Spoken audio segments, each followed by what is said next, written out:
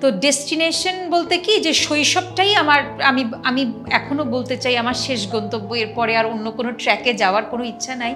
আমি দেখেছি যে বেশ কিছু আবেগ আমি নিজে আইডেন্টিফাই করতে পারি না। মা চোখের ভাষায় একদম শিশুকে ঠান্ডা করে দিচ্ছেন।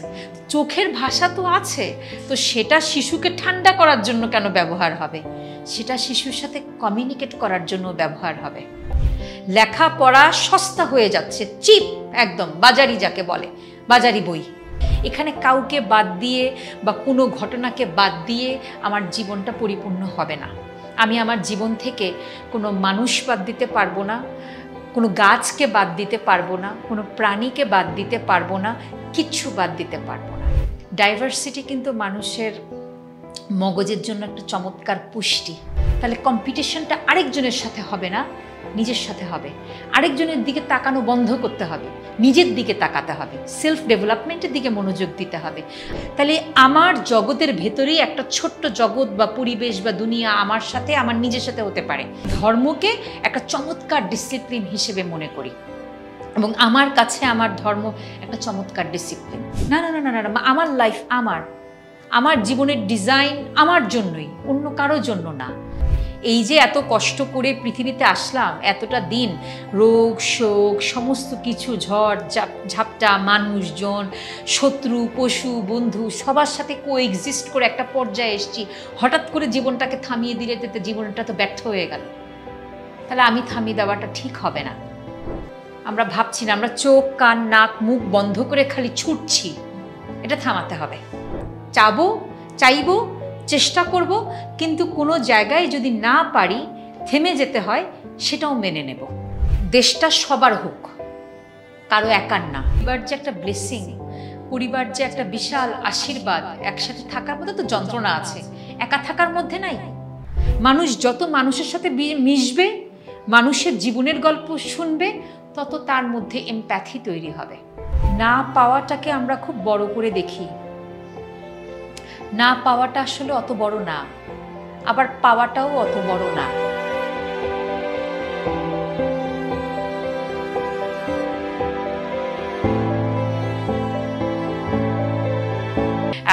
বেশ শিক্ষিত, মধ্যবিত্ত, সাংস্কৃতিক মনা একটা পরিবেশে বা আবহে গড়ে উঠেছে, মানে বেড়ে উঠেছি।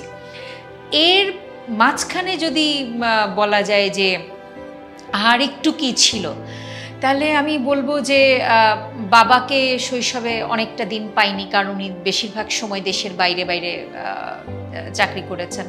হয়তো বছর দুয়েক দেশের বাইরে থাকতেন, বছর দুয়েক দেশে। তো দেখা যেত যে তখন তো এখনকার মতো এরকম ফোনের ব্যাপারটা ছিল না, যে চাইলেই যে ওনাকে আমি দেখতে পাচ্ছি, না, চাইলেই যে কথা বলতে পারছি তা না। ল্যান্ড ফোনে কল আসতো, এবং এমন সময় দেশের বাইরে থেকে কল আসতো যখন মাই কেবল রিসিভ করতে পারছেন। তো তখন দেখা যেত যে বাবার কণ্ঠস্বর শুনেছি 2 বছর পর, বা চিঠিতে। তো এই যে একটা ব্যাপার, তাকে মিস করা, বা কখন আমার কাছে মনে হয়েছে কি যে আচ্ছা আম্মা কেন আব্বাকে বলতেন না যে এই সময়টা ওরা জেগে থাকে, এই সময়টায় ফোন করো। আমার মনে হতো যে প্রশ্ন করি যে আচ্ছা আব্বা কেন চাচ্ছেন না যে আমাদের সাথে একটু কথা হোক। তো দেখা যেত যে যেদিন আব্বা বাসায় থাকতেন, আমার মনে আছে একদিন আমরা ঘুম থেকে উঠে দেখি আব্বা পড়ার টেবিলে আমাদেরকে জাগাননি, বসে আছেন। আমরা তো খুব অবাক হয়ে গেলাম, এবং ভীষণ বেশ কিছুদিন লাগতো লাজুক ভাব কাটতে যে আব্বা এসছেন, আব্বার সাথে আমাদের আবার নতুন করে বন্ডিংটা তৈরি করতে হবে। জেলা, মায়ের জেলা চাঁদপুর, কিন্তু মানে আমি আসলে শুরু থেকেই আমার পরিবার ঢাকাই, এবং কখনো ঢাকার বাইরে থাকা হয়নি।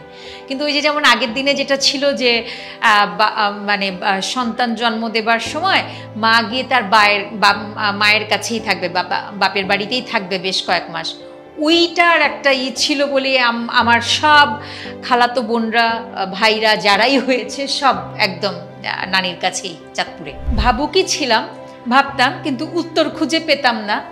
যেমন আমার সবচেয়ে বড় স্ট্রাগল ছিল আমার ফ্যামিলিতে। আমি আপনাকে বলি যে মেয়েদের যেটা হয় সাধারণত, আমার বোন, আবার আমার মা খুব সুন্দর মানুষ, তা আমার বোন আমার মায়ের শতভাগ সৌন্দর্য সে পেয়েছে। মানে আমাদের দেশীয় যে অর্থ হচ্ছে যে উনি ফর্সা হলেই বেশ সুন্দর, এরকম একটা ব্যাপার। তা আমি আমার কিশোরী যে সময় বেলায় আমি ছিলাম শ্যামবর্ণা, এখনও আছি শ্যামবর্ণাই। তো শ্যামবর্ণা ছিলাম, এখন বয়সের কারণে বা সময়ের সাথে হয়তো বা কিছুটা ওখান থেকে সরে এসেছি, বাট শ্যামবর্ণাই ছিলাম। তো দেখা যেত কি যে একবার একটা বাসায় গিয়েছি, আমার কাছে মনে পড়ে যে বললো যে তোমার বোনটাকে আমরা রেখে দিব। কি ব্যাপার? তো পরে আমি অনেক পরে আমি আবিষ্কার করলাম যে আচ্ছা, আমার বোনটাকে দেখতে তাহলে ওরকম ওই যে ফর্সা সুন্দর নাদুস নুদুস দেখতে এরকম লাগছে, তাহলে ওকে বোধহয় সে কারণে রেখে দিতে চাচ্ছে। তো ওইটা আমাকে খুব করতো। তো আরেকটা জিনিস মানে মন্তব্য, সেটা হচ্ছে যে দেখতাম যে যে যেমন মানে সেই সময়টা মা তো দুজনকেই সমানভাবে ভালোবাসেন। এখন যখন দোকানে কাপড় কিনতে যাচ্ছি, মা বলছেন যে ওর সাথে এটা যাবে, ওর সাথে এটা যাবে। এখন আমার তো ওটা ইচ্ছে করছে। এই যে কথাবার্তার জায়গাটা, বা আমাকে আমার মতো, তুমি কি চাও, তোমার কি ইচ্ছা করছে, তোমার কোন রংটা ভালো লাগে, তখন তাকে বুঝিয়ে বা তাকে ওইভাবে একটা করা, আমার মনে হয় যে ওই ইমোশনাল জায়গাগুলো, ওই যে ছোট ছোট ব্যাপারগুলো, যে আমি বোধহয় 100% সমাজের যে মাপকাঠি তার সাথে ম্যাচ করছি না, তাহলে যদি না করি তাহলে অটোমেটিক্যালি দেখা যায় যে তখন একটা মানুষের কথা বলার ক্ষেত্রে স্বতঃস্ফূর্ততা কমে যায়, তারপরে তার ভিতরে কনফিডেন্সের অভাব হয়ে যায়। তো আমি এখনও দেখি যে এখন হয়তো বা নানান কারণে কাটিয়ে উঠেছি, কিন্তু এগুলো শৈশবের খুব গুরুত্বপূর্ণ বিষয়। প্ল্যান্ড ওয়েতে তো আসি নাই এখানে।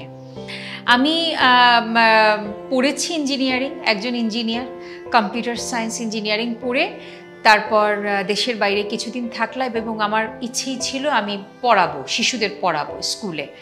তো আমি স্কুলে পড়ানোর পর আমার কাছে মনে হলো যে আচ্ছা, যিনি পড়ান তার তো নিজেকে নিয়ে আরও কাজ করার সুযোগ আছে। তো বাংলাদেশে এই কাজের সুযোগটা কেমন, কোথায়, কতটুকু?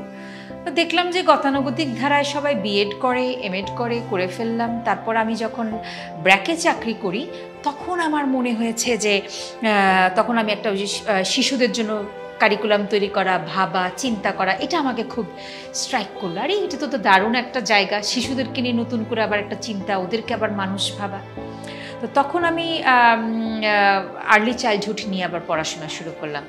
তো ওইটা শুরু করার পরপরই আমি শৈশবের ধারণাটা আমার মাথায় আসে। মানে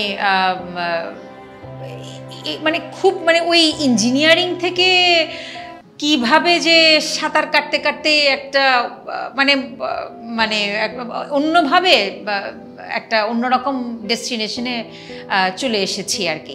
তো ডেস্টিনেশন বলতে কি যে শৈশবটাই আমার, আমি এখনও বলতে চাই আমার শেষ গন্তব্য, এরপরে আর অন্য কোনো ট্র্যাকে যাওয়ার কোনো ইচ্ছা নাই।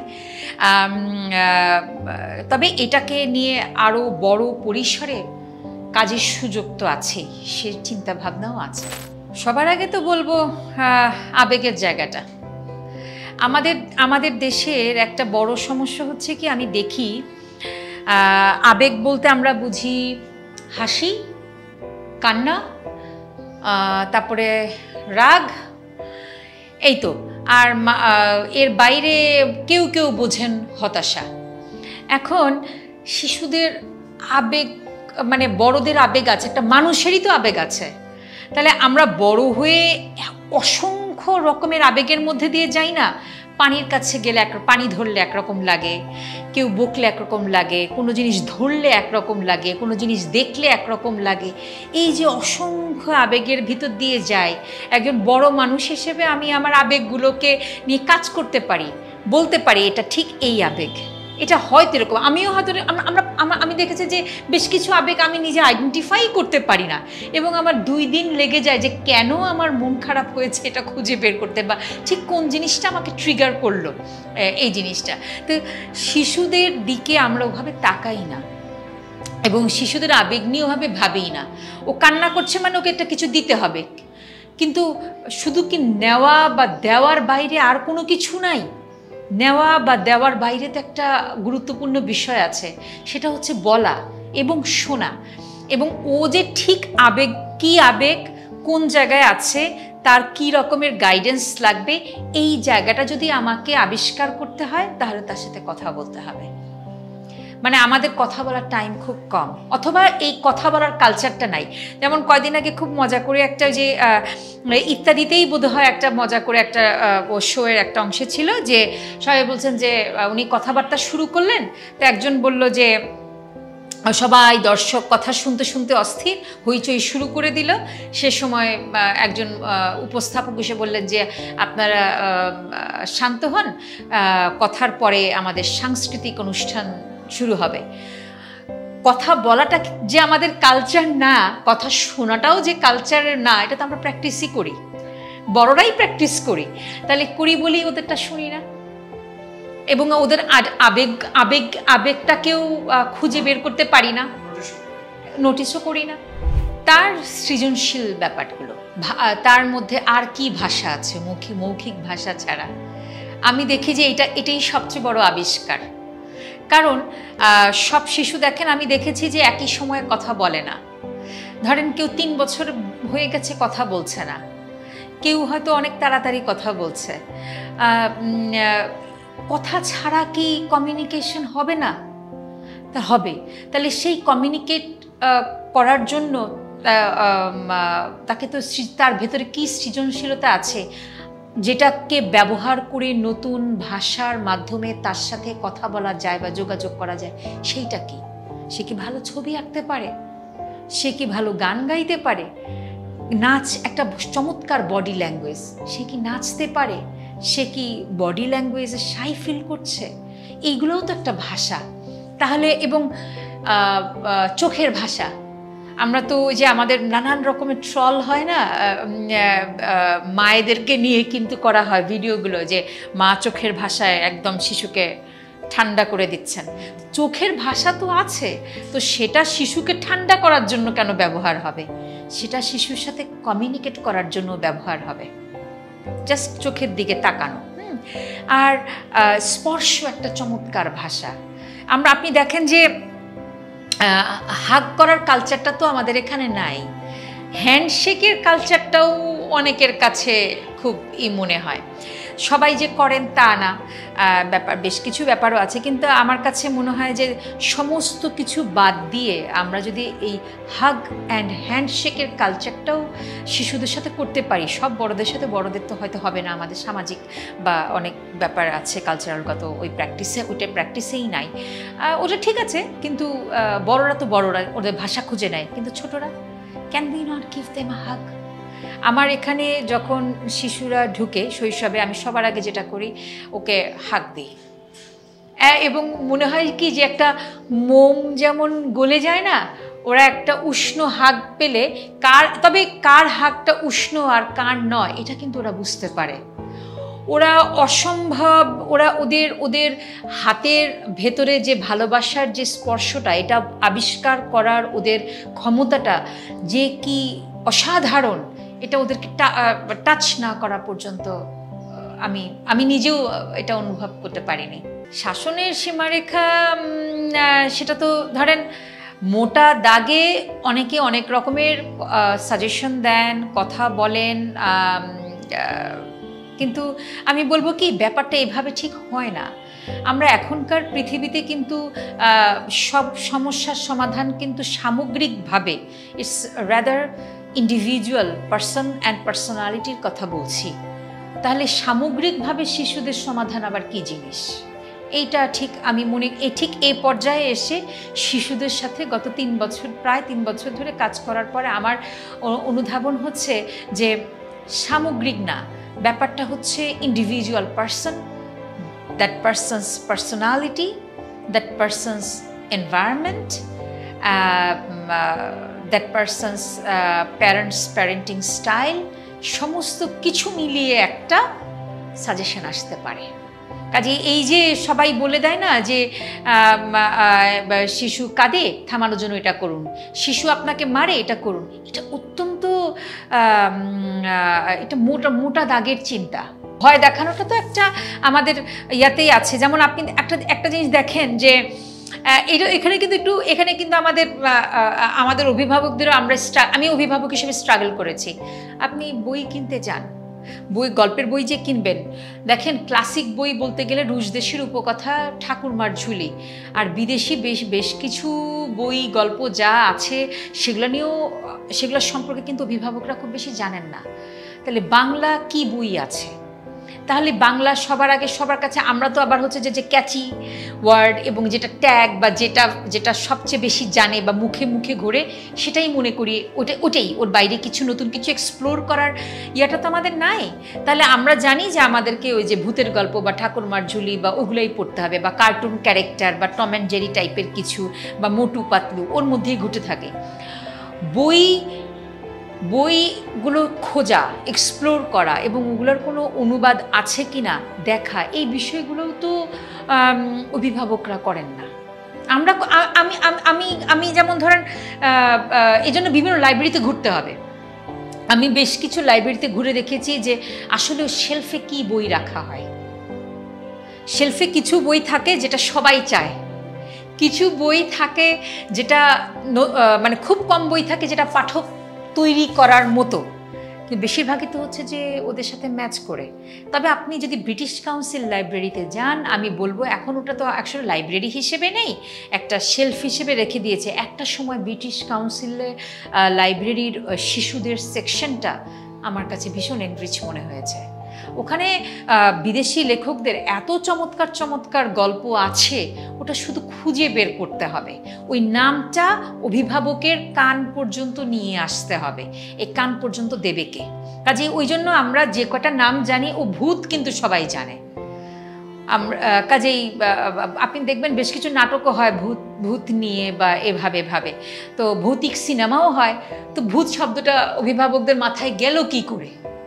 তাহলে আমাদের সিনেমা, আমাদের নাটক, আমাদের চারপাশের কন্টেন্ট, আবহ, ও নানি দাদি থেকে ওই যে এক দেশে ছিল এক রাজা, তাকে খেয়েছে রাক্ষস, ভূত, প্রেত, ওইভাবেই তো গল্পগুলো চলে এসেছে।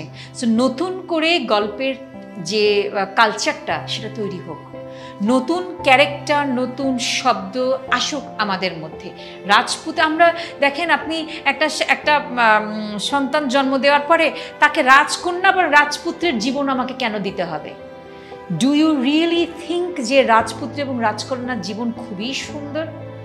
তারা কিন্তু ওখান থেকে বের হতেই চেয়েছে। যে আলাউদ্দিন অ্যান্ড জ্যাসমিনের মধ্যে জ্যাসমিন চাচ্ছে সে পৃথিবীর বাইরের পৃথিবীটা দেখবে, সে জায়গাতে আলাউদ্দিন অনেক সুখী।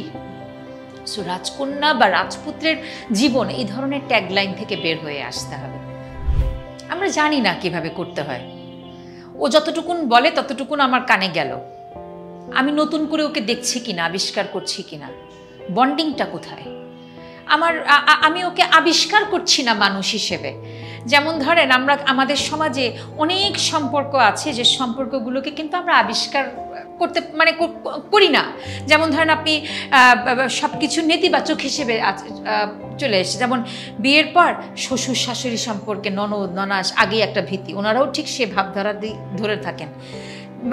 কাজেই এই যে একটা ব্যাপার না, যে সম্পর্কগুলোকে এক্সপ্লোর করার আগেই এক্সপ্লোর করার ব্যাপারই আমাদের ভিতরে কাজ করে না। বাট ওটা ভালো হতেও তো পারে।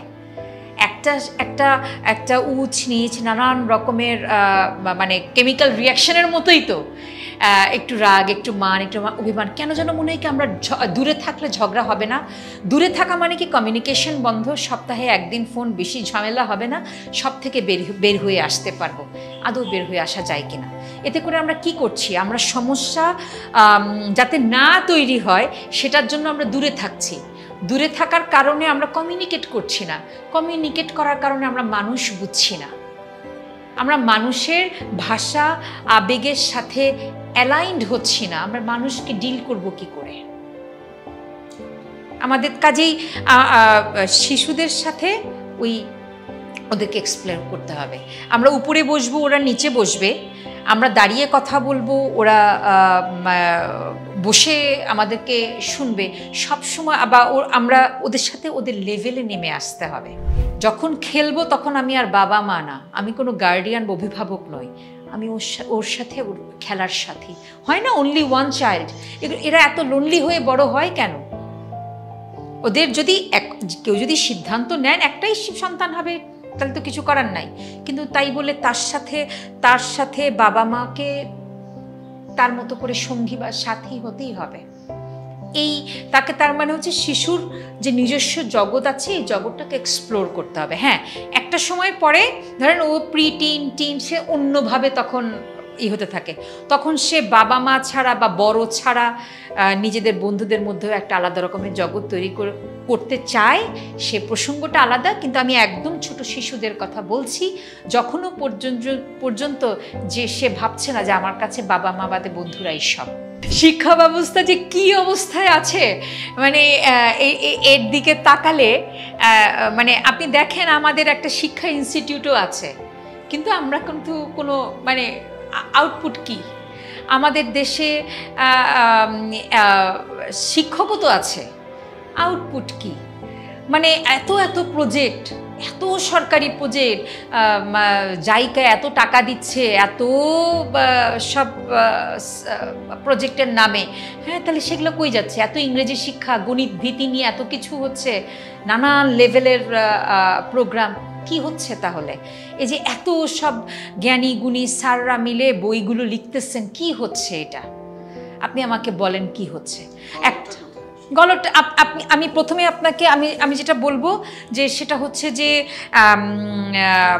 আমাদের এখানে যে সরকারের যে লেখাপড়ার যে ধরন বা সরকারি যে একদম সরকারি যে স্কুল, গভর্নমেন্টের যে স্কুলগুলো, সেখানে প্রথমত হচ্ছে যে মূল জায়গাটা হচ্ছে অনেক শিক্ষার্থী ক্লাস সাইজ অনুযায়ী এদেরকে পড়ানোর জন্য যে পরিবেশ দরকার সেটা আছে কিনা আমি প্রশ্ন করছি। এগুলোর উত্তর অনেকেই দিতে পারবেন, কারণ সরাসরি স্টেটমেন্ট আকারে যদি বলে দেই তাহলে কেউ হয়তো বলবেন যে না দেখেন আমাদের এখানে আছে, আপনি তো মোটা দাগে কথা বলতে পারেন, আসলেই বলা যায় না।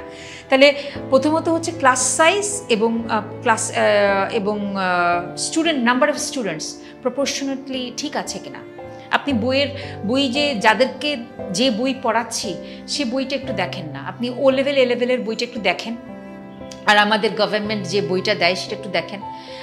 আমি একটা জিনিস বলছি যে ফ্রি বই কেন দিতে হবে, তাদেরকে দেন।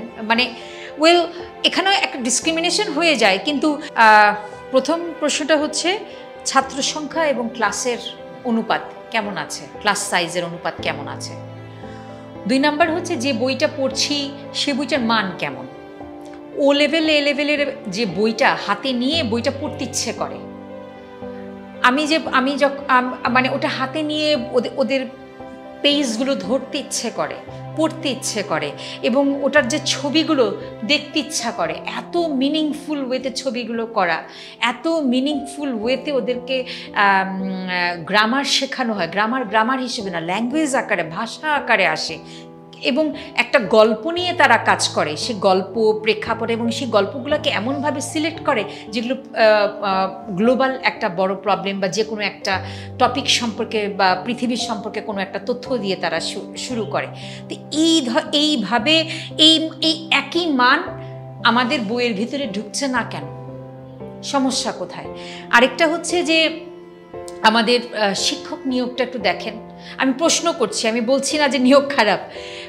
শিক্ষক নিয়োগটা একটু দেখেন কিভাবে নিয়োগ হয়, ওই জায়গাটায় আমরা দুর্নীতি বন্ধ করছি না কেন? তারপরে শিক্ষক নিয়োগের ক্ষেত্রে ক্রাইটেরিয়াগুলো আপনি দেখেন।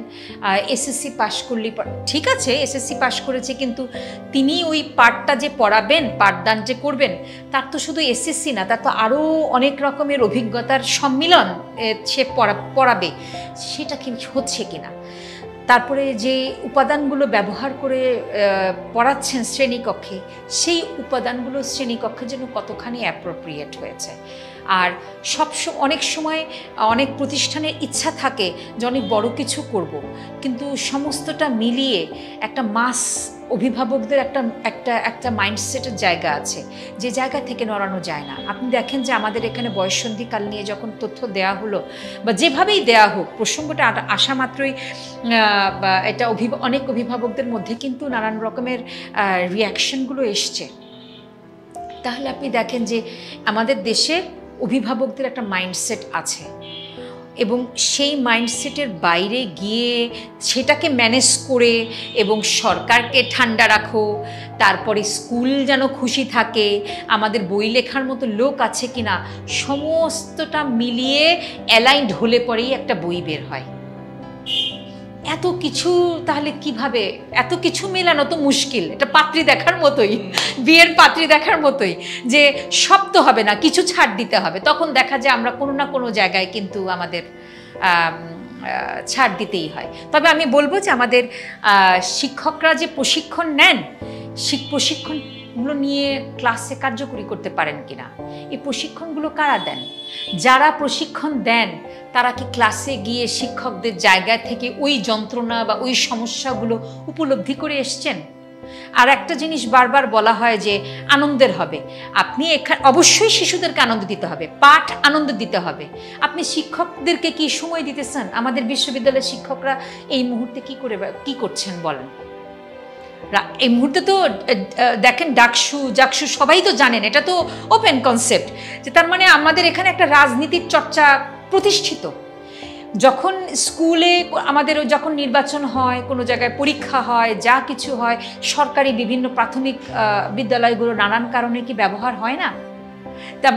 যখন বন্যা হয় তখন আশ্রয় দেওয়ার জায়গা হয়, মানে একটা স্কুল কিন্তু স্কুল না, নানান পারপাজে ব্যবহার হয়। একজন শিক্ষক কিন্তু শুধু শিক্ষক না, ওনাকে নানান পারপাজে ব্যবহার করা হচ্ছে। তাহলে এই একজন শিক্ষক যদি ঠান্ডা মাথায় সমস্তটা বাদ দিয়ে যদি পড়াতে পারেন, তাহলে না পাঠদান আনন্দদায়ক হবে। তাহলে আমার পরিবেশ নাই, আমরা সবাই বলছি আনন্দদায়ক পাঠদান কিভাবে হবে?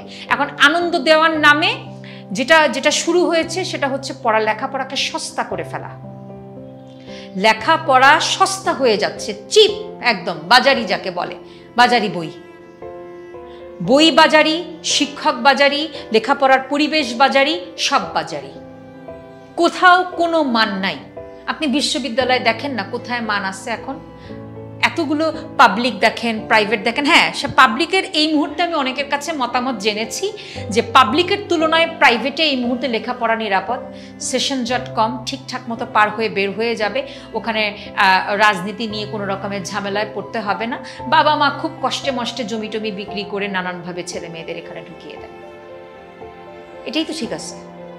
এই যে ইংলিশ মাধ্যম স্কুলগুলোতে এত শিক্ষার্থী বেড়ে যাচ্ছে, তার একটা অন্তত রিজন আমি অভিভাবকদের কাছ থেকে জেনেছি যে আমি এতবার বই বদলায়, এত সরকার আসে, সরকার পরিবর্তনের সাথে সাথে বইগুলো পরিবর্তন হচ্ছে, আমরা এটার সাথে তাল মিলাতে পারি না। এ লেভেলে দিলে আমার এগুলো চিন্তা করতে হবে না। আমি শিক্ষকদের একটু টাকা যাবে, আমার কষ্ট করতে হবে। অনেক বাবা মা, অনেক মধ্যবিত্ত বাবা মা কষ্ট করে ছেলে মেয়েদের ওখানে দিচ্ছেন, এবং তার রেজাল্টও পাচ্ছি আমরা। ওরা কালচারাল গ্যাপ, সেখানেও কালচার, সেটা শিশুদের মধ্যে কালচারাল গ্যাপ তৈরি করছে। তারা আমাদের সম্পর্কে যে তাদের বইগুলো যে ওখানে আপনার প্রকাশিত হচ্ছে ইন্ডিয়ান কনসেপ্টে, যেমন ধরেন জিওগ্রাফি বা এই ধরনের বিষয়গুলো, তখন কিন্তু ইন্ডিয়ান ম্যাপ এই বিষয়গুলো এসছে। ইন্ডিয়ান ম্যাপ প্রবলেম না, প্রবলেম হচ্ছে যে আমাদের বাংলাদেশের বিষয়গুলো ওখানে মিসিং আছে। যে কোনো দেশেরই ম্যাপ থাকতে পারে, থাকুক না, বা সুইজারল্যান্ডের, আমেরিকার, সব দেশেরই থাকুক, কিন্তু পার্টিকুলারলি ওই জায়গাটায় যখন যে দেশ থেকে বইটা প্রকাশিত হয় তার ওই দেশের সম্পর্কে তথ্য বা ফোকাসটা একটু বেশি থাকে। পড়াশোনার এরিয়ার আমার পছন্দের কন্টেন্ট হলো যে বই ভাবায়, যা নিয়ে ভাবা যায়, ওটাই দারুণ কন্টেন্ট। ভাবতে পারলেই হলো। কবিতা নিয়ে ভাবা যায়, গল্প নিয়ে, উপন্যাস নিয়ে, প্রবন্ধ নিয়ে। এখন প্রবন্ধটা বেশি পড়া হয়। আর যেহেতু ইদানিং খুব ভেরি রিসেন্টলি গত কয়েক মাস ধরে শিশু সাহিত্য নিয়েই পাঠ চলছে বা এক্সপ্লোর করা চলছে। শিশু সাহিত্যকে নতুন আমি আমার চোখ দিয়ে, আমার লেন্স দিয়ে দেখার, বোঝার ও অ্যানালাইসিস করার চেষ্টা করছি। আর এছাড়া মোটামুটি বলা যায় যে শিক্ষা নিয়ে তো পড়তেই হয়, এবং বেশ বেশ ভালো বই ইংরেজিতে আছে, বাংলায়ও আছে, আমি বলবো না মানে, তবে শৈশব বা চাইল্ড সেন্টার্ড বা ডেভেলপমেন্ট রিলেটেড বইগুলো আসলে তো ইংরেজি ভাষায় বেশি পাওয়া যায়, এগুলোই বেশি পড়া হয়। আমি আপনাকে একটা এক্সাম্পল দিচ্ছি, যেমন গতকালকেই আমি ভাবছিলাম যে এই যে যেমন রাজকন্যা রাজপুত্রের বিষয়টা এসছে, স্নো হোয়াইটের বিষয়টা এসছে, আপনি চিন্তা করেন যে স্নো হোয়াইটের বিষয়টা গল্পে কীভাবে এসছে। একটা ছোট্ট মেয়ে রাজপ্রাসাদে থাকে এবং তার মা মারা গেছেন এবং বাবা আবার বিয়ে করেছেন, সেখানে সৎ মাকে দেখানো হচ্ছে একটা ভিলেন ক্যারেক্টার, এবং এই ধরনের এই অনেকগুলো গল্পে, ওই সময়কার বেশ কিছু গল্পে ভিলেন ক্যারেক্টার হিসেবে সৎ মা এসছেন এবং মেয়েদের দুর্দশা শুরু হয়ে গেছে, সে আর রাজকন্যা থাকে না, এবং সেখানে মমতা শূন্য একটা ব্যাপার দেখা যায়, এবং সে যে নিজের মনে মন খারাপ করে বসে আছে বা সে যে একটা আরও মমতা চাচ্ছে, এবং দেখা যায় যে এবং বেশিরভাগ ক্ষেত্রেই সৎ মা এবং তার ফ্যামিলি চলে আসার পরেও সে ভীষণ মানে প্রতিবাদটা তার মধ্যে দেখা যাচ্ছে না। তাহলে প্রতিবাদ ব্যাপারটা আসতেছে না কেন? Why that girl is accepting everything, এটা কোত্থেকে আসতেছে তাহলে? এবং একটা পর্যায়ে সে যখন গিয়ে নতুন জগৎ তৈরি করে, তখন দেখা তার যে স্নো হোয়াইটের জীবনে যখন ওই ডাইনি বুড়িটা এসে তাকে বিষাক্ত আপেল এবং চিরুনি বা এই ধরনের দিয়ে তাকে হত্যা করার চেষ্টা করে, সে আননোন পারসন এটাকে আইডেন্টিফাই করতে পারছে না। তার পুরো জগৎটাই হচ্ছে ভালোবাসাকে ঘিরে, এবং শেষ পর্যন্ত একবার এক মুহূর্তের জন্য দেখা রাজপুত্রকেই তার ভালো লেগে গেল, এবং সেখানে আসলে লিভড হ্যাপিলি এভার আফটার। এবং আমরা গল্পটাকে শেষ করে দিচ্ছি, ভালোই হয়ে চলতে থাকছে, এবং আমরা আমাদের বেশিরভাগের মনেই কিন্তু ওটা দাগ কেটেছে, লিভড হ্যাপিলি এভার আফটার। তাহলে এটাই হচ্ছে এভার আফটার। এইগুলো পেলেই বুঝি সব কিছু হ্যাপিনেস। একজন মানুষ জীবনে আসার পরেই আমার জীবনটা বদলে যাচ্ছে, এবং সেই মানুষটা একা নিজের জীবনটাকে নিয়ে আলাদা করে ভাবছে না, সবসময় তার জীবনে মা বা বাবা বা একজন সঙ্গী বা একজন কেউ না কেউ লাগছে তার জীবনটাকে সুখী বা বাকি জীবনের জন্য সুখী করার জন্য। এগুলো তো একটু প্রশ্ন। তো এই যে বিষয়টা আমি কালকে রাত্রেবেলা গল্পটা নিয়ে ভাবতে ভাবতে আমার মনে হলো যে এইভাবেই কেন গল্পগুলো নির্বাচন করা হচ্ছে বা লেখা হচ্ছে। আমার একটা মজার স্মৃতি আছে, সেটা বলে তারপরে একটু বোঝাপড়ার দিকে যাই। আমার 21 বছর বয়সে বিয়ে হয়। তো তখন আমাকে যারা দেখতে এসেছিলেন তারা আমাকে ওখান থেকে আমার একজন মামা শ্বশুর ছিলেন, উনি আবার সাংবাদিক। তা আমার শাশুড়ি বললেন যে কারো যদি কোনো প্রশ্ন থাকে করো। তো উনি আমাকে বললেন যে আত্মসমালোচনা করুন। এটাই আমার জীবনের প্রথম প্রশ্ন, নিজের দিকে তাকার। আসলে ঠিকই তো, কীভাবে আমি আমার নিজেকে নিয়ে কেই আমাকে এখন কথা বলতে হবে আমার বিষয়টা নিয়ে। তো এরপরে ওই প্রশ্নের পরেই ওটাই শুরু, এবং এরপরে আমি নানানভাবে নিজেকে নিয়ে, নিজের জীবনবোধ, মানুষকে দেখা, আমার কি পাওয়া বা না পাওয়া, চারপাশের মানুষগুলো, এই বিষয়গুলোকে নিয়ে আমি প্রতিনিয়ত ভাবনা চেঞ্জ হয়। ওই যেটা বললাম যে দেখা যায় নতুন কোনো ইনফরমেশন এসে আমার ভাবনাটাকে আবার আদলে চেঞ্জ করে দেয়। আমি সবচেয়ে বেশি আমার এই স্বল্প জীবনে ভেবেছি জীবন কি, এটা বোঝার জন্য। তো নানানভাবে এক এক সময় এক এক রকমভাবে এটার উত্তর খুঁজে পেয়েছি, এবং 40-এর পর আমি খুব ভালোভাবে অনুধাবন করতে পেরেছি যে মানে অ্যাকচুয়ালি জীবনটা কি। জীবন আসলে সব কিছু মিলিয়ে জীবন। আপনারটাও জীবন, আমারটাও জীবন, আরেকজনেরটাও জীবন, শিশুদেরটাও জীবন, বড়দেরটাও জীবন, প্রাণীদেরটাও জীবন, সবারটা মিলেই একটা জীবন, সম্পূর্ণ একটা ব্যাপার। এখানে কাউকে বাদ দিয়ে বা কোনো ঘটনাকে বাদ দিয়ে আমার জীবনটা পরিপূর্ণ হবে না। আমি আমার জীবন থেকে কোনো মানুষ বাদ দিতে পারবো না, কোনো গাছকে বাদ দিতে পারবো না, কোনো প্রাণীকে বাদ দিতে পারবো না, কিচ্ছু বাদ দিতে পারবো না। কাজে আমার জীবনটাকে যদি সমৃদ্ধ কেউ করে থাকে, চারপাশের সমস্তটা কিছু আমার দেশ, আমার সমাজ, সংস্কৃতি, আমার পৃথিবী।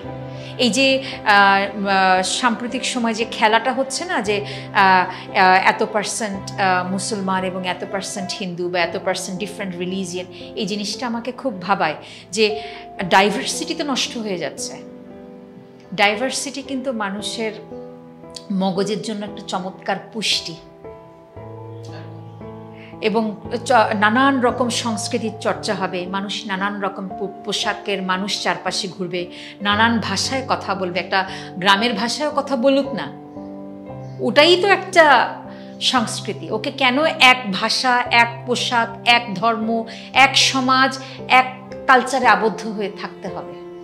ওয়াই? কাজে আমি যে আমার নিজেকে সম্পূর্ণ বলে একটা সম্পূর্ণ মানুষ হিসেবে চিন্তা করব বা ভাববো, ভাবনার আগের জায়গায় যে যাদের কাছ থেকে উপাদান পাবো, তথ্য পাবো, ডেটা পাবো, সেই ডেটা তো কমে যাচ্ছে। তাহলে আমার সমৃদ্ধির জায়গাটা কোথায় হলো? হ্যাঁ, নিজের সাথে কথা বলি, নিজের সাথে কথা বলা এবং কথা বলার জন্য বলা বা জন্য বা শোনার জন্য নানান রকমের কিছু আমি করি। যেমন আমি তো ল্যাঙ্গুয়েজে বিশ্বাস করি, ভাষায় বিশ্বাস করি। আমি নিজের সাথে কমিউনিকেট করি, আরেকজনের সাথে কমিউনিকেট করি নানান ভাষায়। আমি ছবি আঁকতে পছন্দ করি, পেইন্টিং করি। তো ছবি আমার একটা মাধ্যম, এবং 2012 সালে একটা মানে শৌখিন চিত্রশিল্পী, কিন্তু শৌখিনতা করেই আঁকি। 2012 সালে একটা এক্সিবিশন হয়েছিল, তখন ঢাকা আর্ট সেন্টার ছিল, এখন তো আর নেই ওই জায়গাটা। তো সেখানে একটা আমার প্রথম সলো পেইন্টিং এক্সিবিশন হয়েছিল। তো ছবির মাধ্যমে কথা বলি। আরেকটা ভাষা হচ্ছে লেখালেখি, লেখার মাধ্যমে ভাষার চর্চা করি। স্পর্শটা খুব মেনটেন করি, স্পর্শটাকে আমি খুব চমৎকার ভাষা হিসেবে মনে করি। আর নিজের সাথে কমিউনিকেট করার জন্য আমি মনে করি যে ওই যে আত্মসমালোচনা এবং সেলফ ডেভেলপমেন্ট এবং নিজের সাথে প্রতিযোগিতা করা। আমরা সবসময় অন্যের দিকে তাকিয়ে আছি, ওর মতোই হতে চাইছি না। আমার পরিবেশ, আমার বাবা মা, আমার সমাজ, আমার শৈশব, আমার যৌবন, আমার সমস্ত কিছু আমাকেই সাপোর্ট করে, আমাকে আমার মতো হওয়ার জন্য। আমি ওর মতো কিভাবে হব? হ্যাঁ, আপনি কাপড়ও আরেকজনের মতো অর্থ দিয়ে কিনে নিয়ে আসতে পারেন আপনার সামর্থ্য থাকলে, কিন্তু ওই ম্যাটেরিয়ালিস্টিক ব্যাপার ছাড়া আর কোনোভাবে কি আপনি আরেকজনের মতো হতে পারেন? এটা তো সম্ভব না। তাহলে কম্পিটিশনটা আরেকজনের সাথে হবে না, নিজের সাথে হবে। আরেকজনের দিকে তাকানো বন্ধ করতে হবে, নিজের দিকে তাকাতে হবে, সেলফ ডেভেলপমেন্টের দিকে মনোযোগ দিতে হবে। আমাকে স্রষ্টা যে বুদ্ধি বা জ্ঞান দিয়েছেন, সেইটাকে কাজে লাগিয়ে আমি নিজেকে কতটুকুন পর্যন্ত কত উপরে ওঠাতে পারি, এইটা কি একটা চমৎকার কাজ নয়? আমরা এটা বাদ দিয়ে বরং আরেকজন কি করছে সেটা করছি। কাজে সেখান থেকে সরে আসার বিষয় আছে। খুবই রিসেন্টলি আমি সেলাই ফোলাইয়ের দিকে মনোযোগ দিয়েছি। আমি যখন, মজার বিষয় হচ্ছে, আমি বাজার থেকে কিনে নিয়ে এসে উলের যখন স্টিক নিয়ে কাজ করা শুরু করলাম, তো আমার শ্বশুর খুবই আধুনিক মানুষ, খুবই আধুনিক, 84 বছর বয়স, সব স্মার্ট টেকনোলজি তার দখলে। তো তিনি আমাকে বললেন, কি এগুলো শুরু করলা হঠাৎ? উনি জানেন যে আমি প্রতিদিনই নিয়মিত কিছু না কিছু নতুন নতুন করি। তো বলছেন যে এটা শুরু করলা হঠাৎ, তো এটা বাদ দিয়ে তুমি যে লেখাপড়া জ্ঞানের কাজ করতেছো সেটাই তো ভালো। তো উনি ভেবেছেন যে আমার শখ করে কিছুদিন পরে করে ছেড়ে দেব। তো আমি তখন ভাবলাম যে এটা তো ঠিক, আমাকে ওই যে যারা পাহাড়ে ওঠেন যে শেষ পর্যন্ত ওঠার মতো একটা ইয়া থাকে, তখন আমার মনে হলো যে না, এটা আমাকে শেষ করতে হবে, করলে আমি একটা অ্যাচিভমেন্ট, তাহলে আমি একটা জিনিস কমপ্লিট করলাম। অ্যান্ড দেন আমি যখন এটা করতে শুরু করলাম, আমি তখন দেখলাম যে আমি খুব ভালো ভাবতে পারছি, আমার ভাবনাটা আমার কাজের মধ্যে ওয়েল ফোকাসড।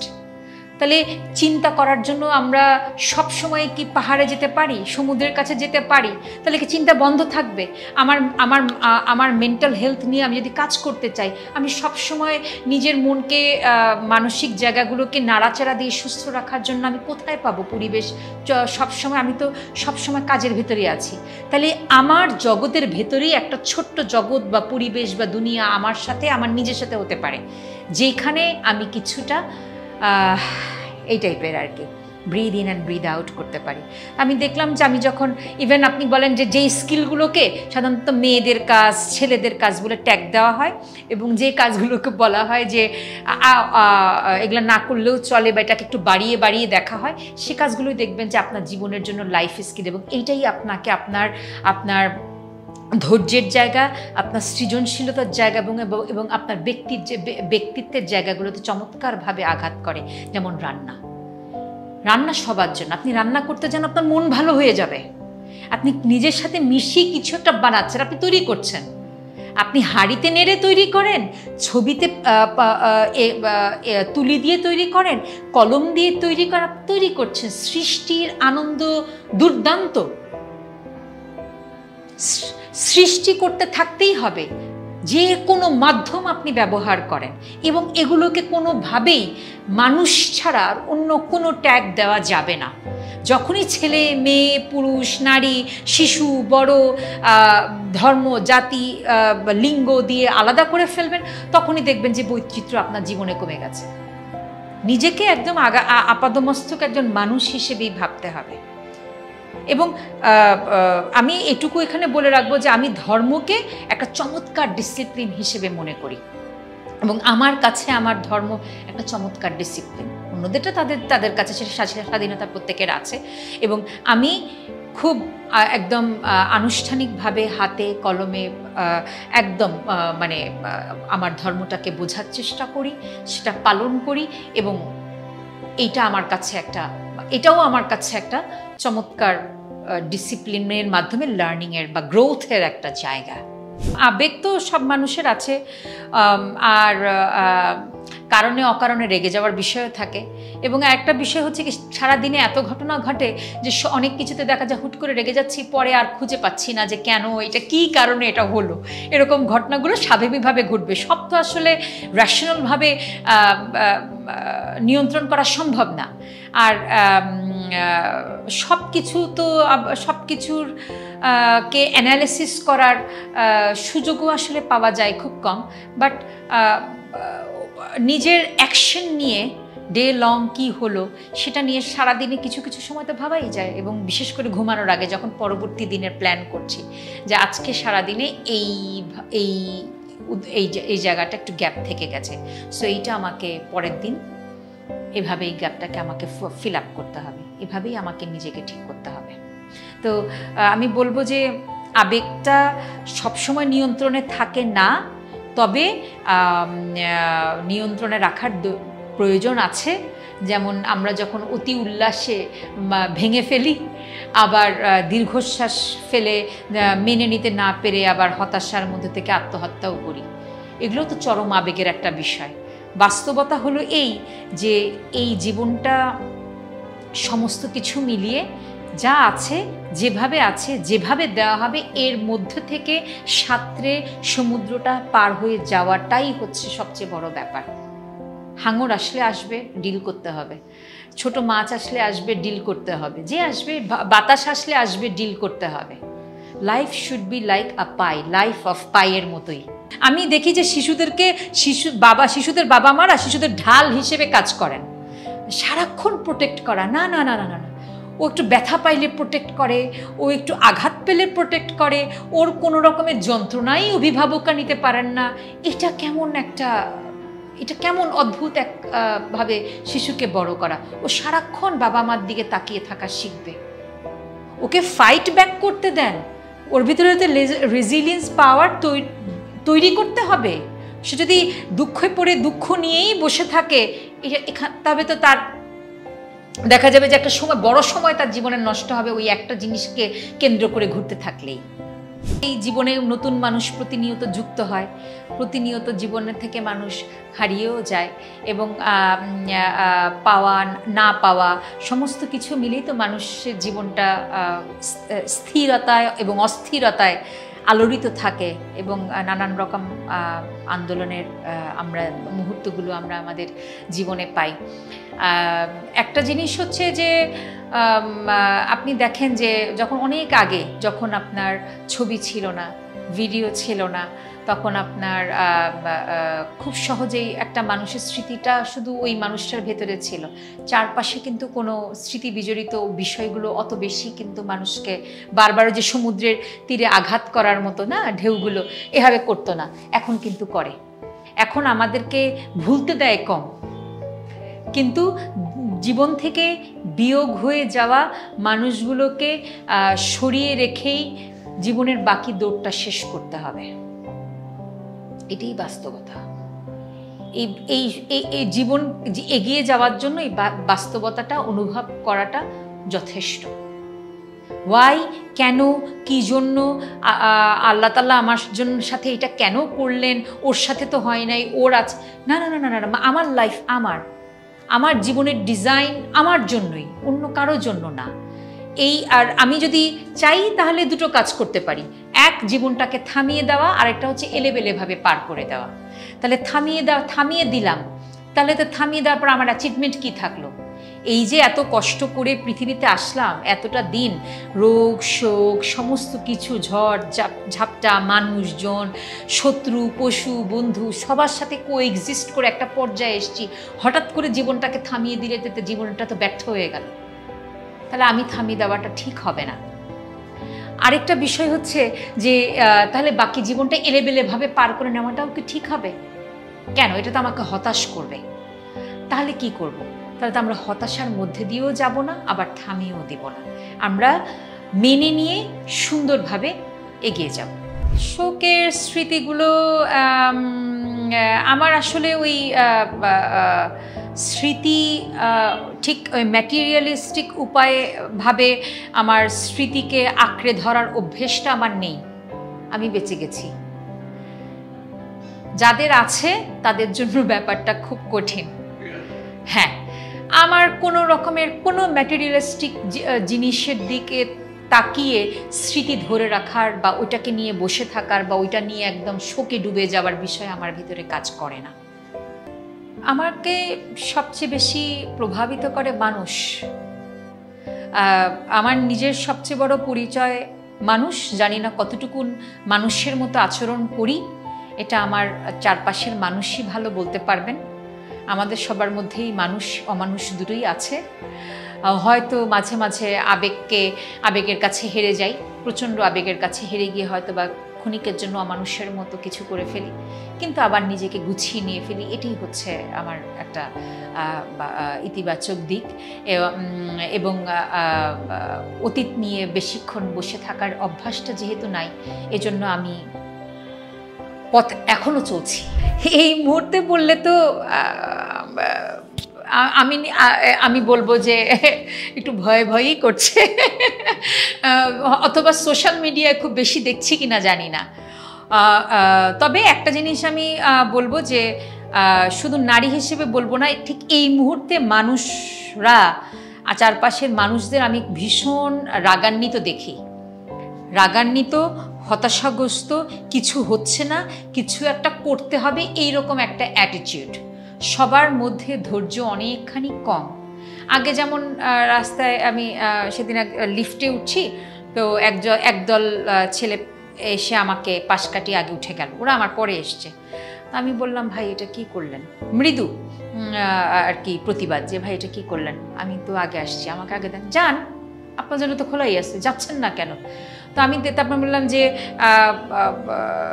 মহিলা হিসেবে, ঠিক এই শব্দটাই ব্যবহার করছে, মহিলা হিসেবে চিন্তা করলেও তো যে আপা আপনি আগে যান, এরকম একটা ব্যাপার।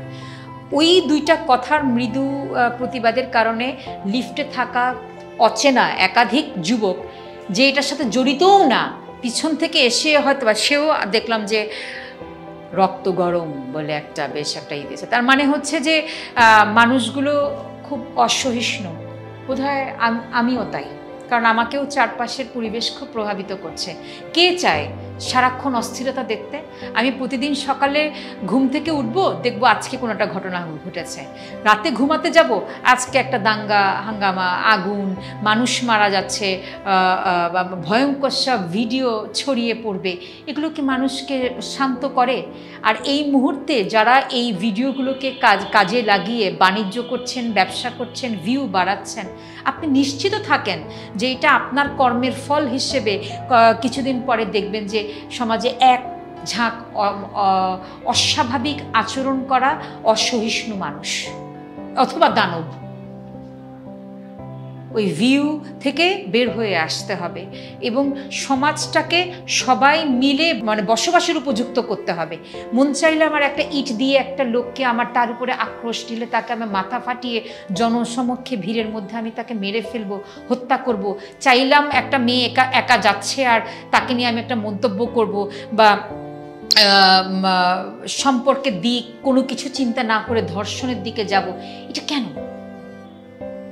তাহলে এই মানুষ যদি মানুষকে মানুষ হিসেবে ভাবে, চিন্তা করে, গুরুত্ব দেয়, তার জায়গায় থেকে তার আবেগের দিকগুলো দেখে, তাহলে কিন্তু ওই যে আত্মসমালোচনার জায়গাটা অনেকখানি তৈরি হবে। আমরা ভাবছি না, আমরা চোখ, কান, নাক, মুখ বন্ধ করে খালি ছুটছি।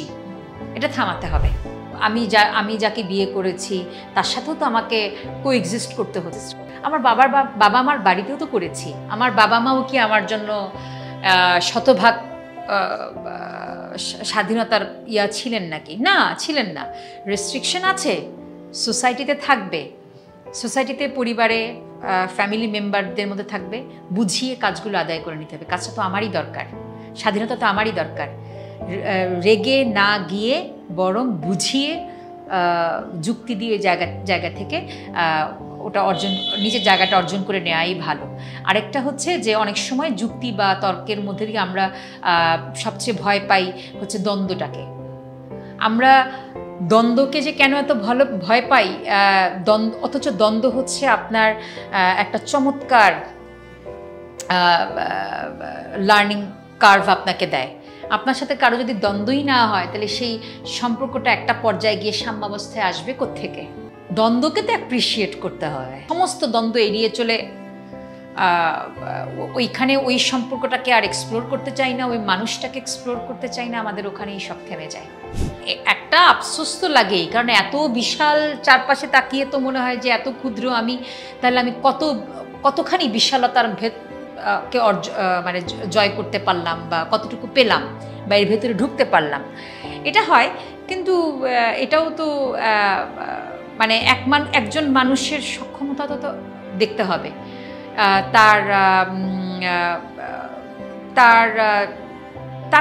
তাকে তো অসীম ক্ষমতা দিয়ে তৈরি করা হয় নাই, তার সীমাবদ্ধতা আছে এবং ব্যক্তি আমারও তো সীমাবদ্ধতা আছে।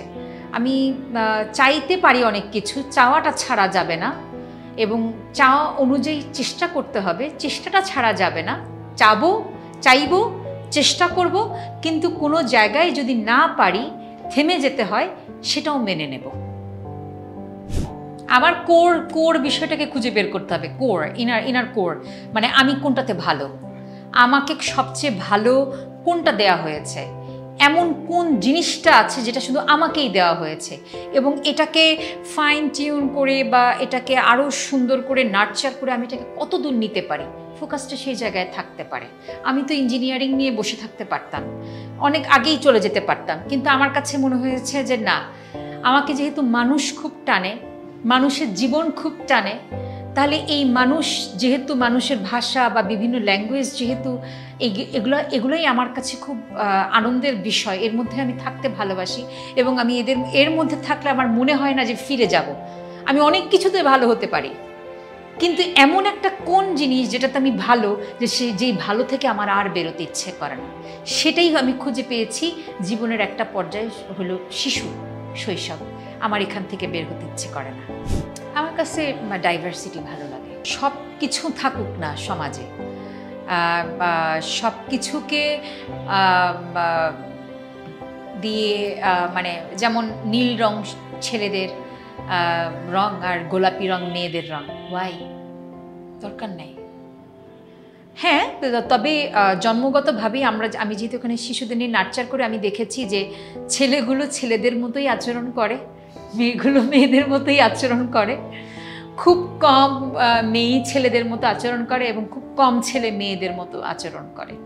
কিন্তু ন্যাচারাল যেটা বাই বর্ন তার যে আইডেন্টিটি, সেই আইডেন্টিটির ছাপ, তার আচরণ, তার পছন্দ, তার রুচি আর মধ্যে খুব স্বাভাবিকভাবে চলে আসে। কাজেই এটা আরও সুন্দর হবে যদি ডাইভার্সিটি থাকবে। দেশটা সবার হোক, কারো একার না, যেটা বলা হচ্ছে। তাহলে দেশটা সব মানুষের হোক, দেশটা সব ধর্মের হোক, দেশটা সব ছেলে নারী এবং পুরুষের হোক, দেশটা সব সমস্ত কিছু নিয়ে হোক, তবে সেখানে একটু ডিসিপ্লিন থাকবে। বাধারা বাধীন অবাধ স্বাধীনতা, এই বিষয়গুলো তো আসলে এগুলা ভাবি, কল্পনায় অনেক কিছু, এগুলো তো আসলে বাস্তবে সম্ভব না। আর অবাধ ব্যাপারটাও ঠিক না। হ্যাঁ, যেমন একটা রেখা থাকা উচিত যে সীমা লঙ্ঘন ওইটাকে করা যাবে না, সীমা থাকতে হবে। গান মানুষকে প্রভাবিত করে, বিশেষ করে শিশুকে করে। আমি শৈশব থেকেই গান শিখেছি এবং বাফা বুলবুল ললিতকলা একাডেমির শিক্ষার্থী ছিলাম। রবীন্দ্রসঙ্গীত শিখেছি, দীর্ঘদিন হারমোনিয়াম বাজিয়েছি। তো পরে আমার কন্যারা যখন আমার জীবনে আসলো, তখন আমি ভাবলাম যে আচ্ছা ওদের কী দেখা যায়। দেখলাম যে ওদের কণ্ঠ অতটাই নেই, কিন্তু একটা ইনস্ট্রুমেন্ট তো লাগবে, সুর লাগবে। এটা একটা শিশুর, খুব জটিল করে বলবো না, সহজ করে বলবো, একটা শিশুর কগনিটিভ ডেভেলপমেন্টের জায়গায় চমৎকারভাবে ছাপ ফেলে। আপনারা একটু সার্চ দিয়ে দেখতে পারেন যে যখন মিউজিক চলে, তখন একটা ছোট্ট শিশুর মগজটার কোন কোন জায়গাটায় কিভাবে এটাকে ইগনাইট করে বা এটা আন্দোলিত হয় ওই সুরের কারণে। কাজে সুর গুরুত্বপূর্ণ, সুর থাকতে হবে। আর আমি ইনস্ট্রুমেন্টও খুব পছন্দ করি। হারমোনিয়াম শিখেছি, পিয়ানো শিখেছি। পিয়ানো খুব বেশি দূর নয়, লেভেল 2 কমপ্লিট করেছি। বেসিকটা বুঝি, সুরগুলো বুঝি, গ্রামারটার বেসিক গ্রামারটা জানি। এখন গিটার নিয়ে আছি। সাহিত্য তো জীবনের একটা ছাপ, জীবনটাকে একটু অন্যভাবে দেখাচ্ছে। বা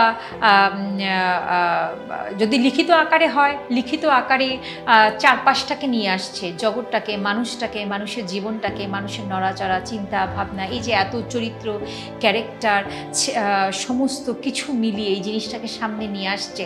এটা ওই যে যেটা বললেন না যে পুরো পৃথিবী তো অনেক বড়, তাহলে এত এত বিশালতার মধ্যে অর্জন করব কিভাবে? আমাদের হাতে সময় কম। সময় কম, বই পড়ুন। সময় কম, বইয়ের মাধ্যমে বইয়ের জগতে বই পড়ে জগৎটাকে দেখার, ভ্রমণ করার চেষ্টা করুন। ওই যে স্বার্থপরতাটা তৈরি হয়েছে। তো একটা জিনিস দেখেন, পরিবারগুলো, বড় বড় পরিবারগুলো ভেঙে ভেঙে অনুপরিবার হয়ে যাচ্ছে, ছোট ছোট ছোট ক্ষুদ্র আকার ধারণ করেছে। এখন মানুষ এমন হয়েছে যে সবার সাথে থাকতে পারে না। অথচ পরিবার যে একটা ব্লেসিং, পরিবার যে একটা বিশাল আশীর্বাদ, একসাথে থাকার মধ্যে তো যন্ত্রণা আছে, একা থাকার মধ্যে নাই। একা থাকার ফলে একক পরিবারে একটা শিশু একা একা হতাশায় বড় হয়, খেলার সাথী পায় না, ভাষাগত ডেভেলপমেন্ট হয় না, তাকে দেখার কেউ নাই। সে বড় হয় বাসা দেখাশোনা যারা করে, সাহায্যকারী বা সহকর্মীদের কাছে। এগুলো সমস্যা না? এগুলো তো সমস্যা। কাজেই বন্ধনের মাধ্যমেই তো বন্ধুত্ব তৈরি হয়। বন্ধু মানে কি শুধু আমার বয়সী কোনো মানুষ নাকি? বন্ধুত্ব মানে আমার মায়ের সাথে, বাবার সাথে, আমার ভাইয়ের সাথে, বোনের সাথে, আমার এক্সটেন্ডেড ফ্যামিলি মেম্বার, আমার শ্বশুর বাড়ির সাথে, আমার ননদ, ননাস, যা, মামা, মামি, খালা, ফুপু, অসংখ্য মানুষের সাথে আমার বন্ধুত্ব হতে পারে, বন্ধন তৈরি হতে পারে। বন্ধন মানেই তো বন্ধুত্ব। তাহলে সেখানে এত বাছাই করছি কেন যে আমার সমবয়সী, আমার স্ট্যাটাস, আমার লেভেল, আমার মতো যে পোশাক পরছে, যার আমার মতোই অর্থ আছে, কেন? শুধু মানুষের সাথে মিশবেন, শুধু মানুষের সাথে কানেক্টিভিটি তৈরি করবেন এবং তার মাধ্যমেই কিন্তু একটা চমৎকার বন্ধন তৈরি হয়ে যাবে আস্তে আস্তে। এবং এই যে ছোটোখাটো অনেকগুলো সমস্যা আমরা পাচ্ছি না, এগুলো থেকে বের হয়ে আসবো। মানুষ যত মানুষের সাথে মিশবে, মানুষের জীবনের গল্প শুনবে, তত তার মধ্যে এমপ্যাথি তৈরি হবে। আমার বাসায় যে সহকর্মী আছে তার প্রতিদিনের বাড়ির খবর আমি জিজ্ঞেস করি, প্রতিদিনের। কিছু করতে পারি না, কিন্তু আমি গল্প শুনি এবং এই গল্পগুলো আরেকজন মানুষের জীবন সম্পর্কে আমাকে জানতে সাহায্য করে। তার বাড়ির পরিবেশ কেমন, সে কিভাবে তার বাচ্চাটাকে বড় করছে, ওকে বড় করতে গিয়ে ও কি সমস্যায় পড়ছে, এই জায়গাটা সামাজিকভাবে আমরা কিভাবে কাজে এগিয়ে আসতে পারি। এগুলো কি তথ্য না? কথা না বললে, না মিশলে কিভাবে মানুষের গ্রোথ হবে? আমরা এই জন্য বন্ধনও খুব লুজ হয়ে যাচ্ছে আর স্বার্থপর হয়ে যাচ্ছে। ইটস সেলফ এভরিথিং, সব কিছু এত সেলফি কেন? এটা নিয়ে খুব চমৎকারভাবে চিন্তা করার জায়গা আছে, খুব সুন্দর করে। একটা জিনিস দেখেন যে আমরা মানুষ এখনো পর্যন্ত সমস্যা আইডেন্টিফাই করে সমাধান দিয়েছি এবং তার থেকে আরও কিছু নতুন সমস্যা আসে নাই, এটা খুব কম। এবং এই সমস্যা না থাকলে কিন্তু আমাদের ব্রেইনও শার্প হবে না, আমরা ভাববো না, আমাদের ভাবনা বন্ধ হয়ে যাবে, একটার সাথে ট্রিগার করে। সো এবং আমি যেহেতু অ্যাজ অ্যান প্র্যাকটিসিং মুসলিম আমি দেখেছি যে আমি উত্তরটা এভাবেই পেয়েছি যে আলটিমেটলি দ্য রিজন আমাকে এখানে পাঠানো হয়েছে নানান রকম সমস্যা, শুধু একটা মানুষ তৈরি করে প্রকৃতি কেন তাকে সমস্যায় ফেলতে থাকবে? এটা কি মজা নাকি? এটা কি ঠাট্টা? তাহলে এটা তো উত্তর নাই, আর এটা তো কোনো তামাশা নয়। তাহলে এটা ব্যাপারটা কি আসল? এটা ব্যাপারটা তাহলে এটাই যে তাহলে আমাকে আলটিমেটলি কোথাও গিয়ে আমাকে নানানভাবে যাচাই করা হচ্ছে। বাজিয়ে দেখে না পরীক্ষার হলে নানান রকমের প্রশ্ন দিয়ে বাজিয়ে দেখা হয়, তাহলে someone is doing it with me, আমাকে বাজিয়ে দেখছেন এবং আমি সেটার মধ্যে পড়ে গেছি। তাহলে তার মানে এই বাজনা তো বন্ধ হবে না। মানুষ প্রতিনিয়ত এত যে জন্ম নিচ্ছে, কে বলতে পারবে যে পৃথিবী থেকে অভাব তো যাবে না, যুদ্ধ তো থামছে না, নারী পুরুষের পার্থক্য বন্ধ হচ্ছে না, তাহলে আমরা পশুত্বও যাচ্ছে না, তার মানে সমস্যা এক্সিস্ট করবে। সো সমাধান আমরা যা চিন্তা করব সেখান থেকে নতুন সমস্যা আসবেই। Deal with it. যখন যে সমস্যা আসবে, তৈরি হবে, তখন সেটাকে গুরুত্ব দিয়ে ডিল করতে হবে। এই মুহূর্তে সোশ্যাল মিডিয়ার যে গুরুত্ব বা যে সোশ্যাল মিডিয়ার যে দাপট, সেটা তো আমার কাছে সত্যি কথা বলতে রাষ্ট্রের দাপটের চেয়ে বেশি মনে হয়ে যাচ্ছে কখনো কখনো। আমরা তো মানে এই যে কিছুদিন আগে যে জুলাইয়ের যে আন্দোলন দেখেন না, সব কিছু মিলায় আমরা তো একটা অন্যরকম জায়গায় আছি। তাহলে এই যে কানেক্টিভিটি, এই যে একটা সোশ্যাল মিডিয়া, এই যে অদ্ভুত একটা পরিবেশ, এখান থেকে অর্জনেরও যেমন আছে, নেতিবাচকও আছে। নেতিবাচকগুলো ঠিক কোথায় নেতিবাচক? সমাজকর্মীরা যারা সমাজ নিয়ে ভাবেন, কাজ করেন, চিন্তা করেন, তারা সমাজের এই সমস্যাগুলোর সামনে নিয়ে আসবেন। তাদেরকে এটা একবার করে ছেড়ে দিলে তো হবে না, লাইফ লং করে যেতে হবে। কি ফাইন্ডিং দ্য প্রবলেমস, এটা আমাদের সামনে আনতে থাকুন, এটা নিয়ে আলোচনা করতে থাকুন, একবার না, বারবার।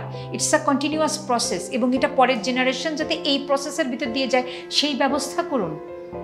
Y I should be the only one যে সমস্যার সমাধান নিয়ে ভাবছে? পরবর্তী জেনারেশনগুলোকে তৈরি করেন। কাজেই সোশ্যাল মিডিয়ার স্ট্রেংথ আছে, ভেরি স্ট্রং, ইতিবাচক নেতিবাচক সবই আছে, এটাই স্বাভাবিক থাকবে। তবে কোন জায়গায় নেতিবাচক এগুলো নিয়ে আরও আলোচনা হওয়া উচিত এবং ঠিক কিভাবে করলে, এবং প্যারেন্টসদেরও জানা উচিত যে প্যারেন্টিং কীরকম হলে যে সোশ্যাল মিডিয়ার মাধ্যমে নেগেটিভ প্রভাবগুলো ওদের উপরে পড়বে না। প্রেম নিয়ে আমার অভিজ্ঞতা খুবই ভালো নয়। আমার অ্যারেঞ্জ ম্যারেজ, আর ওভাবে ঠিক প্রেমের অভিজ্ঞতাটা যেভাবে মানুষের হয় ঠিক সেভাবে সে জার্নি বা যাত্রার ভিতর দিয়ে আমি যাইনি। এখন কবি লেখক তারা যা লিখেছেন তাদের মাধ্যমেই আমি প্রেমটাকে অনুধাবন করার চেষ্টা করেছে। তো একটা মজার বিষয় হলো, কিছুদিন আগে যে চন্দ্রগ্রহণ দেখা গেল, তো আমার কন্যাকে নিয়ে আমার জীবনসঙ্গী বললেন যে যাই একটু চন্দ্রগ্রহণ আকাশে দেখে আসি। তা আমি আর গেলাম না। তো ওই সময়টা কি একটা বিষয় যেন আমি ভীষণভাবে ছিলাম, মেয়েকে পড়াচ্ছিলাম, মেয়ের পড়াশোনায় মন নেই, সেইটা আমাকে নানানভাবে ট্রিগার করেছে, আমি ভীষণ বিরক্ত, যাইনি। আচ্ছা, তো সে বললো যে আরে চন্দ্রগ্রহণ কি আর পাবা?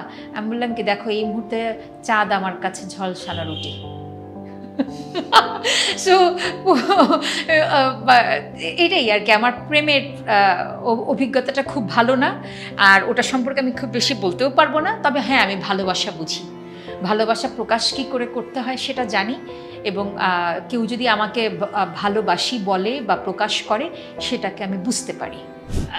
আমার তো ধরেন যে হলিউড বলিউডের অনেক নায়কদেরই তো ভালো লাগে, তো ওদের তো পাচ্ছি না, সেটাকে তো প্রেম বলা যায় না, সেই না পাওয়াটা তো প্রেম না। আমাদের স্কুলে পড়তাম, তো আমার এক বান্ধবী ছিল যে খুব পছন্দ করতো, শাহরুখ খানকে খুব পছন্দ করতো। সে শাহরুখ খানের জন্মদিন উপলক্ষে একটা কেক স্কুলে এনে কেটে জন্মদিন উদযাপন করলো, আমরা দেখলাম চেয়ে চেয়ে।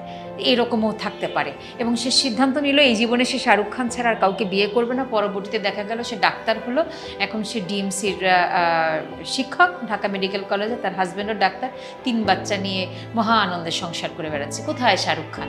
আত্মহত্যার একটা ঘটনা আমার পরিবারে ঘটেছে। আমার মামা শ্বশুর, তার একমাত্র ছেলে, বড় মামা শ্বশুর একমাত্র ছেলে, সে টিন অবস্থায় সুইসাইড করে। দীর্ঘদিন ধরে তার একটা ফ্যামিলি তাকে খুব রিজিডলি বড় করতে চেয়েছিল ধর্মীয় আবহে, সেটা থেকে সে বের হতে চেয়েছে সে, এবং কম্পিউটার, ভিডিও গেমস সব সহ সে আসলে চাপটা নিতে পারেনি। তো তাকে ঢাকায় পাঠিয়ে দেওয়া হয় খুলনা থেকে। সে আসার পর সে একটা স্কুলে ভর্তি হয়, এবং সেই স্কুলে দুর্ভাগ্যক্রমে দেখে যে একটা ছেলে তার বাবার কাছ থেকে একটা হুন্ডা পেয়েছে। সে কিন্তু জাস্ট স্কুলে পড়ে না, 10 বা এরকম। তো সেটা সেটা দেখে এসে সে বাড়িতে আবদার শুরু করে, তার ওটা প্রয়োজন লাগবে। তো বাবা মা বলেছে না, এটা এখন হবে না। ওই রাতেই সে সুইসাইড করে। তো এবং আমাদের অনেকেই তো করেন, পরিচিত অপরিচিত খোঁজখবর পাই, নিজের পরিবারেই প্রথম। একটা জিনিস শুধু আমি দেখেছি যে না পাওয়াটাকে আমরা খুব বড় করে দেখি। না পাওয়াটা আসলে অত বড় না, আবার পাওয়াটাও অত বড় না। এরকমভাবে জীবনটাকে ভাবা উচিত যে পাবো না, এটাও স্বাভাবিক। জীবনকে স্বাভাবিকভাবেই দেখা, এটাকে নিয়ে খুব বেশি বাড়াবাড়িতে না যাওয়া। আপনি যে কোনো কিছুতেই বাড়াবাড়ি করেন, ধরা পড়তেই হবে। ভিডিও গেমস বেশি খেললে সে ওরকমই হবে। বেশি নেশায়, বেশি সিগারেট খেলে একটা আপনার কোনো না কোনো সমস্যা হবেই। আবার আচরণগতভাবে বাড়াবাড়ি করলে ওটা হবেই। আমি বলবো যে একটা সুন্দর, সুস্থ, স্বাভাবিক, পরিশীলিত জীবন মানুষকে দেওয়ার চেষ্টা করতে হবে। হ্যাঁ, সব শিশুরা তো আর বাবা মার সাথে বড় হয় না। অনেকের বাবা মা আগে চলে যায়, তখন তারা কি করবে? এই শিশুদেরকে নিয়ে চিন্তা ভাবনা করারও সমাজে নিয়ম থাকতে হবে যে এই 3 শিশুগুলো যাবে কোথায়, এরা কোথায় যাবে। তাহলে এদের জীবনটাও যাতে সুন্দর হয়, সেই ভাবনাটাও ভাবতে হবে। আর জীবন সুন্দর, শৈশব সুন্দর, শিশু বয়সের অনেক ট্রমা কিন্তু বড় বয়সে এসে ধরা দেয়। এই আবেগের নানান ট্রানজিশন হয়, তো এগুলোকে ও ফেস করে না। তখন দেখা যায় এগুলো অবদমিতভাবে নানানভাবে ভেতরে চাপা পড়ে থাকে, এবং কোনো একটা সময় ঠিকরে বের হয়ে আসে। আপনি দেখেন যে আমাদের দেশে, আমি একটা খুব বলি যে আমাদের দেশের যে ছেলে নারী পুরুষের মধ্যে যে সম্পর্ক বিয়ের পরবর্তী সময়ে, কত আপনি দেখেন এখানে অসুখীর ছাপও কিন্তু আছে। হ্যাঁ, বিয়ের পর একটা মেয়েকে একজন নারীকে একজন পুরুষের স্মার্টলি অ্যাপ্রোচ করার বিষয়টা, এটা কতজন জানে? এবং ছেলেদের বা মেয়েদের যে শারীরিক পরিবর্তনগুলো হয়, সেই পরিবর্তনগুলো নিয়ে কজন বাবা মা কথা বলেন না। আসল ব্যাপারটা হচ্ছে এটাই। তো কথা জারি রাখতে হবে, এবং জীবন যে স্বাভাবিক একটা জীবন, সারাক্ষণ প্রোটেক্ট করার দরকার নাই। জীবন সহজ, সুন্দর, স্বাভাবিক, ঠিক এভাবেই ওদেরকে দেখান। পড়াটাও জীবন, এত অস্থির হওয়ার দরকার নেই বাচ্চাদেরকে নিয়ে। আর সব ধরনের শিশুদের সাথে মিশছিলেন। আমি ইদানিং বিশেষ শিশুদের সাথে কাজ করছি, তো আমি দেখলাম যে অভিভাবকদের কনসার্ন হচ্ছে যে ওদের কাছ থেকে খারাপ কিছু শিখে ফেলে কিনা। ওরা যে সমাজের একটা সুন্দর মুখ, ওর মধ্যে তাহলে আমি এমপ্যাথি তৈরি করব কি করে যদি আমার সমাজের মানুষ এই বিষয়টাতে এগিয়ে না আসে। তো আমি বলবো যে সমাজের মানুষ হিসেবে না আপনারা একটু এগিয়ে আসেন এবং আপনার শিশু অনেক বুদ্ধিমান, তার অনেক আইকিউ, সে সহজ, স্বাভাবিক, সুন্দর, স্মার্ট, তাকে একজন অটিস্টিক শিশু বা ADHD আছে বা এমনি ডেভেলপমেন্টাল ডিলে আছে, তার সাথে একটু মিশতে দিন না। ওর থেকে ও নিক না, ও তো কিছু দিল। তাহলে এই আদান প্রদানের জায়গাটাকে একটু উন্মুক্ত করে দিন, হতাশাটা কমে আসবে। আমি পরিপূর্ণভাবে জীবনটাকে পেতে চাই, উপভোগ করতে চাই, এখনও করছি। আমি যতবার জীবনে পড়েছি, অনেকবার পড়েছি, কিন্তু পড়াটা খুব গুরুত্বপূর্ণ নয়, উঠে দাঁড়ানোটা আমার কাছে খুব গুরুত্বপূর্ণ। কাজেই জীবন আমাকে ফেলবে, আমার অর্জন সেখানেই যখন আমি উঠে দাঁড়াই বারবার।